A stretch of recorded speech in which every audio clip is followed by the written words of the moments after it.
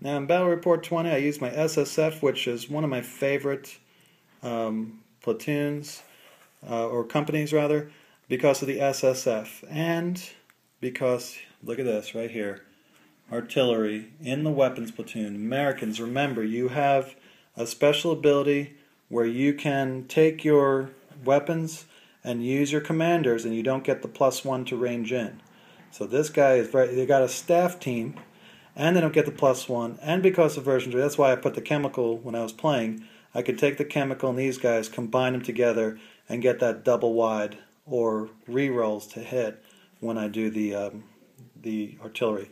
You combine that with this chemical and then the heavies. Now you've got 12. You've got double wide and re-rolls, or devastating bombardment, which is awesome.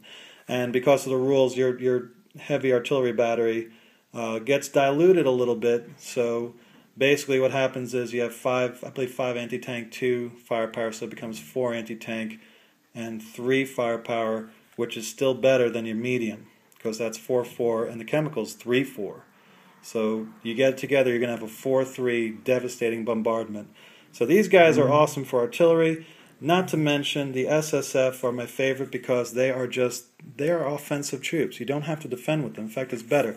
First of all, they are fearless trained. So you're thinking, oh, well, they're easy to hit, I can get them. Not necessarily true. They have what's called cautious movement, which they're just like observers, where if they're covered, they have concealment, and they didn't move at a double or assault, they will get a +1. They would automatically be gone to ground. So they can move around and still be gone to ground. So that you got your train, which is a 3 up to hit, you're in cover, 4 up to hit, and you're gone to ground. That's a 5 up to hit. That's like being a veteran.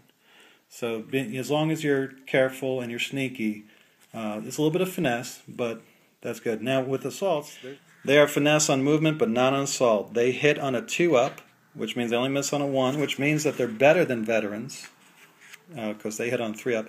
And they have a anti-tank rating of 3, which is the same as pioneers. They're already pioneers, which is good. In addition to that, their movement is awesome. They're mountaineers. They're assault troops, which means they can reroll motivation. It means they're always going to be ready to fight. And they got lead the way. If you guys play Rangers, you know what that means. You can move at the double through difficult terrain. Using the 14-inch Truscott Trot, man, these guys can fly all over the board. So, and they ignore all other support teams for company morale. So make sure you keep that. I actually look at that as a weakness because your assault troops are going to be out front and they're the ones that are going to get killed. So that's actually a detriment, I think. And so that's the SSF. They're just awesome troops. They're expensive, but man, they're the most offensive infantry I have ever seen. So if you like to be on the offensive, you don't like to sit back and defend, you want to go out and kill stuff with a bunch of guys, these are the guys that do it. In addition, they get the best, in my opinion, artillery support in the game. They just get that weapons platoon right there is so awesome. They get air support, you get priority, and of course the AOP, which everybody either loves or hates depending on who's playing with them. So that's it. Check out the SSF if you haven't seen it. It's in the old Dogs and Devils. I know that's version 2, but it's one of the later version 2s, and I don't believe the Italy compilation will come out for at least a year.